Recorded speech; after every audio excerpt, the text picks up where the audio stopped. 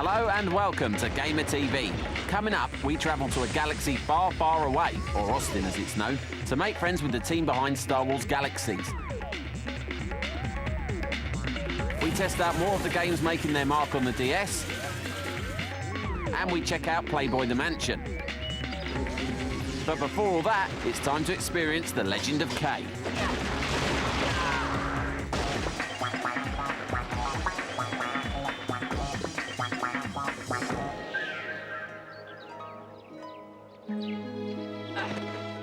If we were to mention that Legend of Kay stars a sassy young cat in a kimono, you'd probably figure on being catapulted into the world of the 3D platform game quicker than you could say associated merchandising. But would you be right? While this upcoming title from Joe Wood has sunny visuals and playful humour reminiscent of Ratchet and his ilk, it's fair to say that Kay will prove to be far more of an old-school combat game than many of its bouncing peers.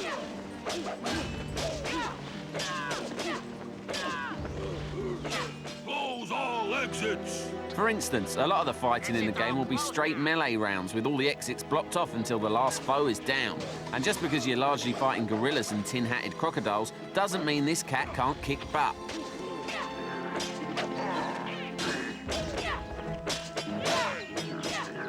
He's also surprisingly graceful. While most platform games feature combat that's little more than repetitive koshing, Kay will be blessed with some unusual weapons and a swirling attack style previously unseen in the neighbourhood MOG.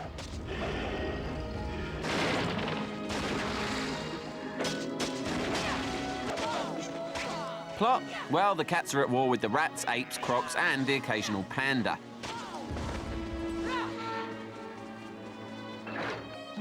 Crawling with enemies. Hardly epic, but then you're the one who's been steering a plumber around for nearly 25 years. Now's not the time to develop high expectations. If you fancy a cartoon game with a bit more edge and an old-fashioned fighting discipline, Legend of Kay might prove a welcome break from the surreal arsenals and space buggies we've all become used to. It'll be out early this year. Something funny go on here! No way! I'm the new city councilman. New orders from the boss. Drop your weapons and hand over half your food.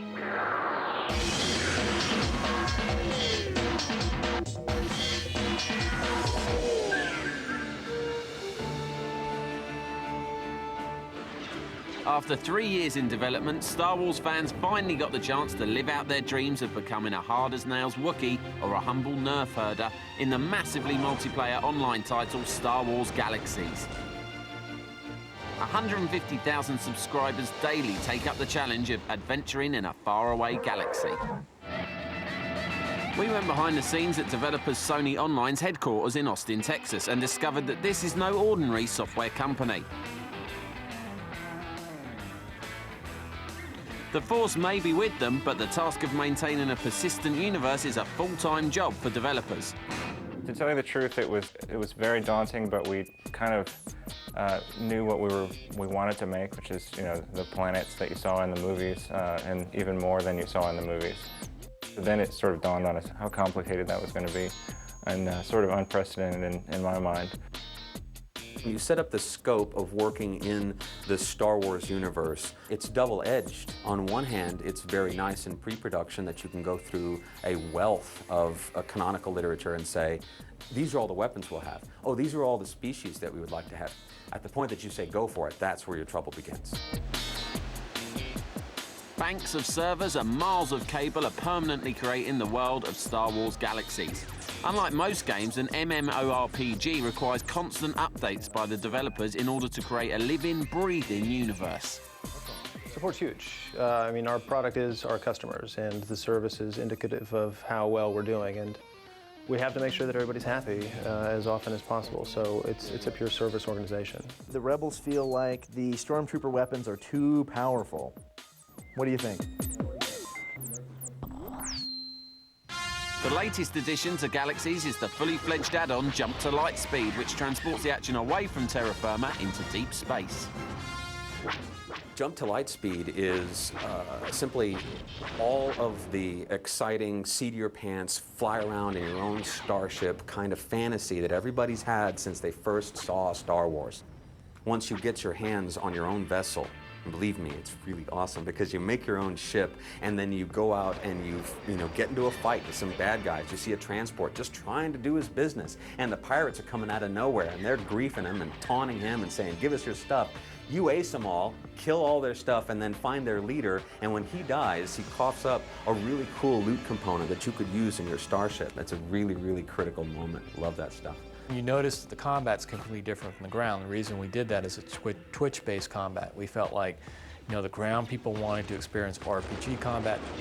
In space, it's basically based on your skill. One advantage of an action game MMO hybrid is the ability to band together groups of players to form multiplayer crews on larger vessels. One of our first things we did in the game was a very high-risk thing, was actually doing a multiplayer craft where you had multiplayer stations in the craft. So in JTL, you can go and pilot the ship. Some people are very good at piloting, some people are not. Some people just like to go out and shoot things. Well, if you go on to Millennium Falcon, you get a choice. You can pilot the ship if you're certified.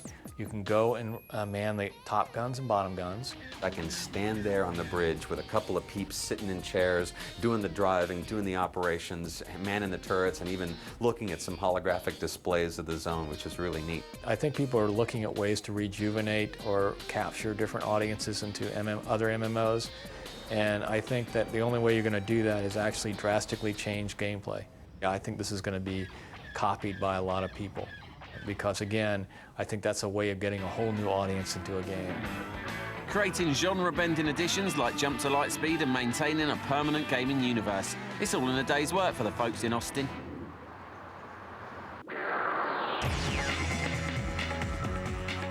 Time now to open the box of gaming delights that is Spam Filter.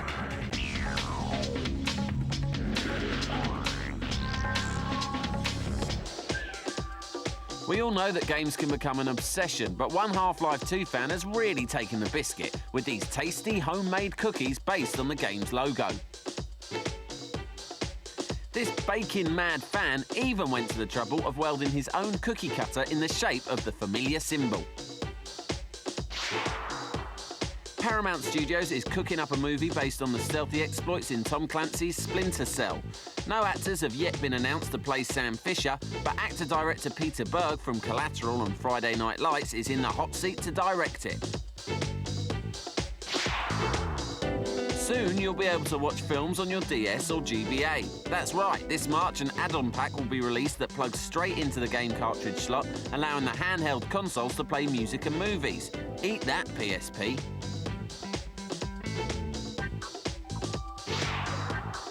Following a sold-out series of concerts in Japan, the music of Final Fantasy is being turned into a giant orchestral and multimedia event in the USA this spring. We suggest sending your mum and dad along while you stay at home and play Grand Theft Auto. Are you fed up having to wait for the latest consoles and software? Myth that stuff is always released in Japan first? Yeah, us too. So we went off to find a PSP in London the week it was released in Japan. With a little bit of searching, you can find specialist import shops like this one all over the world. Many of these independent game shops can provide you with exactly the stuff you want, when you want it. At this London store, we found both Sony's PSP and Nintendo's DS on sale, not to mention Metal Gear Solid 3, Snake Eater, and Resident Evil 4, months before their European release dates. I think the reason why people come to import it would be, of course, we have stock that the UK high street hasn't got, i.e. the DS, the PSP, the Metal Gear Solid Snake Eater.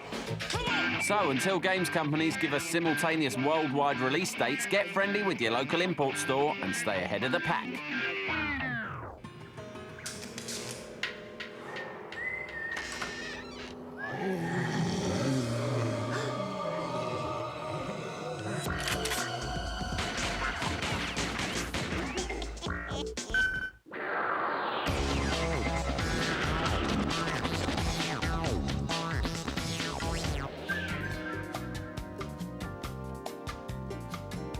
The life of Hugh Hefner, adult entertainment entrepreneur, or smut peddler if you're from round my way, is a hard one. Parties, beautiful women, photo shoots, beautiful women, swimming pools, and beautiful women are just some of the things that he has to worry about at any given moment. Well, there's a game coming out that tries to recreate this busy lifestyle. You may be interested. After all, it's the closest you're ever going to get. Yeah, baby. What's that? Publishing Playboy involves two things: throwing parties and then buttering up the guests until they either agree to a saucy photo op or to write an article or essay that nobody ever reads. As you might imagine, social intercourse is foremost on Hef's mind, so it'll be important to treat a guest right and choose the right music. Here he is choosing jazz, the old smoothie.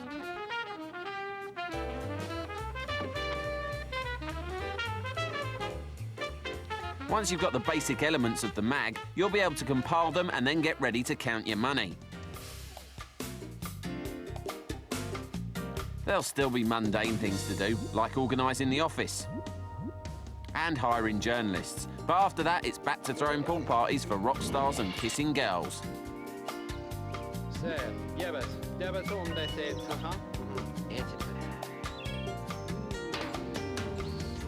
Old Hef does seem to have an extraordinary way with the ladies, most of the time. Playboy the Mansion is looking very much like a simple but risque version of The Sims. If you fancy a few hours in the shoes of the luckiest man in human history, the game will be out around February. In the meantime, you'd be advised to do some research on the magazine itself.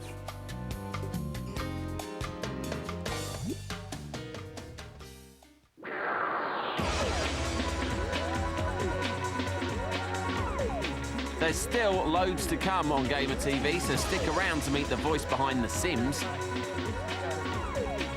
And for our review of Touch, made in Wario on the DS.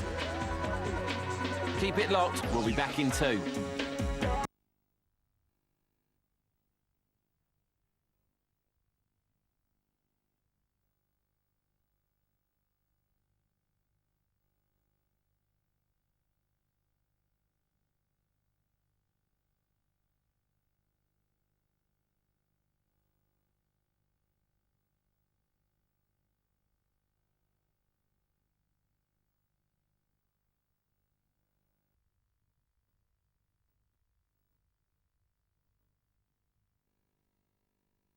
Broadband internet.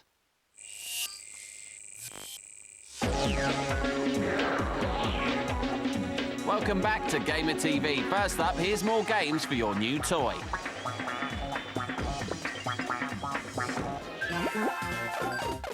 It seems that in its short life so far, Nintendo's twin-screen handheld is already developing a taste for the bizarre.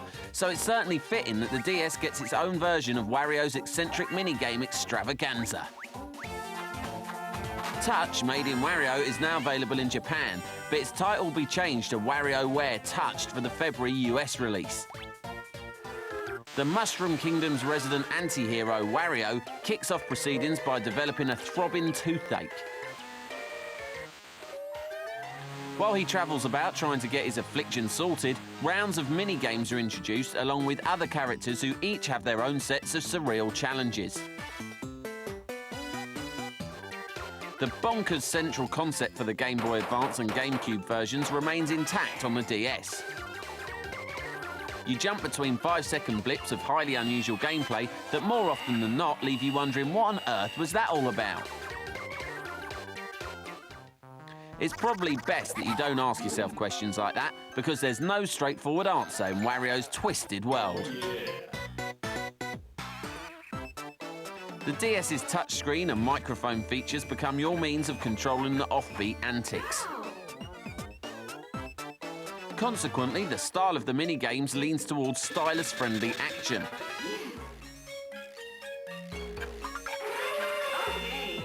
Rubbing the touchscreen to reveal a coin. Strumming a guitar. Stroking a pet. It all works a treat and really makes you feel involved, even if you never fully understand what's going on.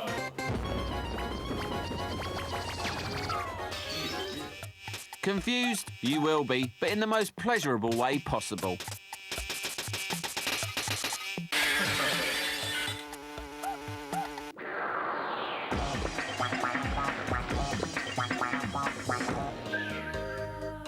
If you were thinking that the inhabitants of the Mushroom Kingdom had the monopoly on minigames, think again. Here's a title where love at first sight sends you into a completely different world of minigame madness. Love will make people do strange things, but perhaps not this strange.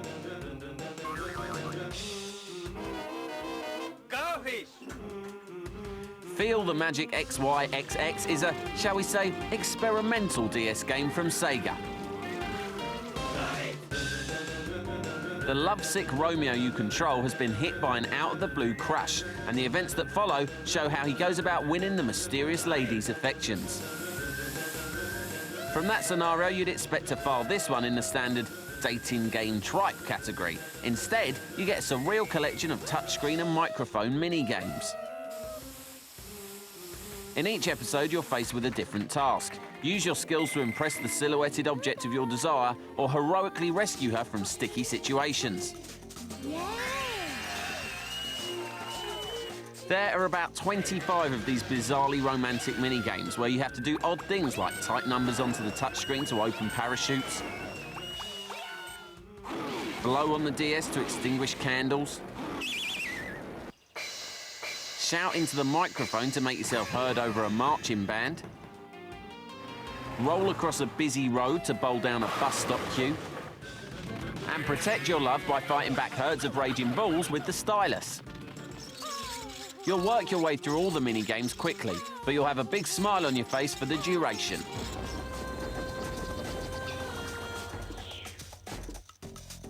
Feel the Magic may not have as many games on offer as Wario, but it's an entertaining showcase for the DS's innovative features. Break time.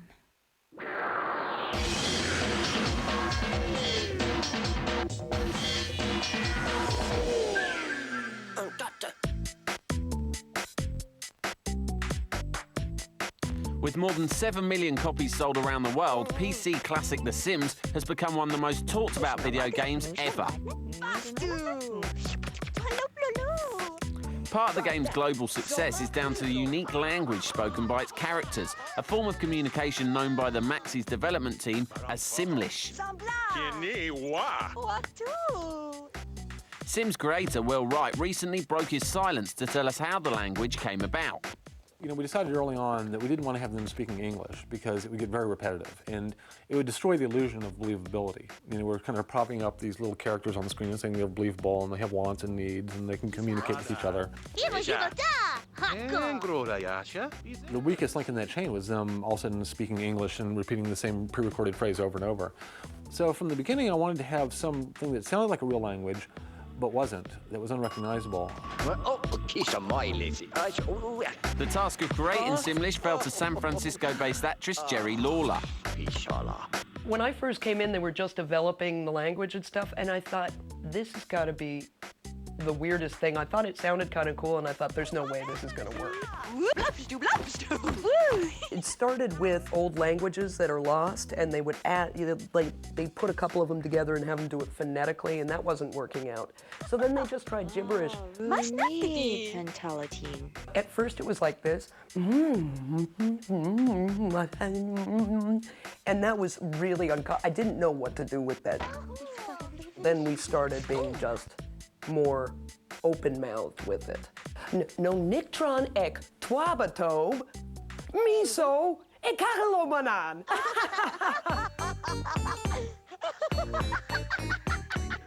The latest version of The Sims has more than 40,000 lines of dialogue, and while it may sound like utter gibberish, it serves an all-important purpose. They don't actually speak, you know, a recognizable language, but they do have very recognizable emotional nuances to the voice. You can tell that they're upset, or they're friendly, or they're tired, or they're excited, whatever, by the tone of their voice. And so there is a lot of meaning in the tone that they use. I mean, it's like some of the scripts would be, you have to be telling someone that You're glad that they came, but now it's time to go home, and you kind of have to get that through. So it's not just an emotion, you got to try and get the objective out there, and it's using gibberish. It's really weird.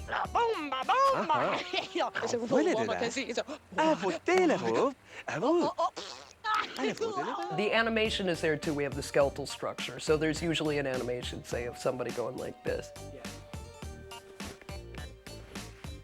So you have to time it up with that. So it'll be like, oh, Fitzu Wawa, no, Nick Nick, Caribbean Wa. Although Simlish began as a collection of random noises, recognisable words have started to form, such as Nubu, which means baby, and Chumcha, which means pizza. Fans have actually done like translations to sites where they've determined that Fredishay means goodbye, and certain words that they've kind of clearly seen Sims use in the same context over and over. Whether it's gobbledygook or not, the unique language used in The Sims managed to strike a chord with millions of gamers. It's now the best-selling PC franchise of all time, and that's certainly something worth shouting about. Locked on.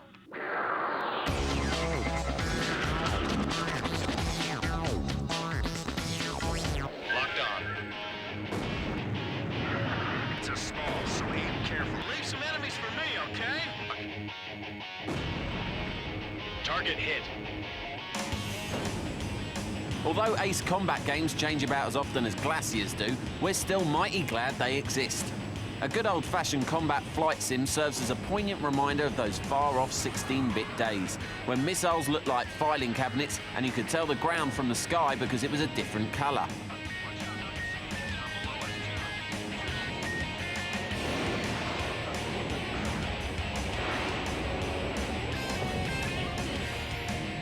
The fifth Ace Combat title, Squadron Commander, will feature a whole bunch of flying fellows who, rather unsurprisingly, never shut up. Bulldog Squadron, weapons safe. Hold your fire until further orders. Oh, come on! Those aren't blanks they're firing out there! Other than that, it'll be pretty much business as usual. High-speed dogfights, missile locks, multiple views, and replays that you can watch while you're having your dinner.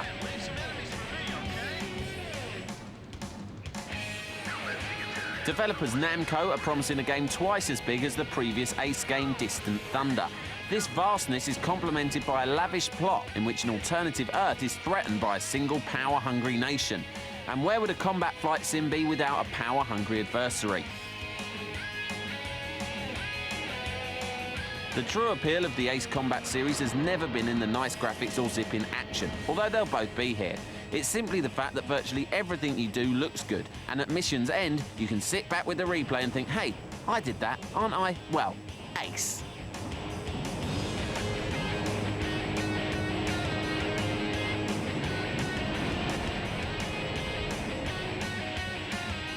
Squadron Commander will be here in the first quarter of this year. If you can't wait until then, please enjoy our preview footage, or alternatively, just play Ace Combat 1 to 4 and you'll get the general idea.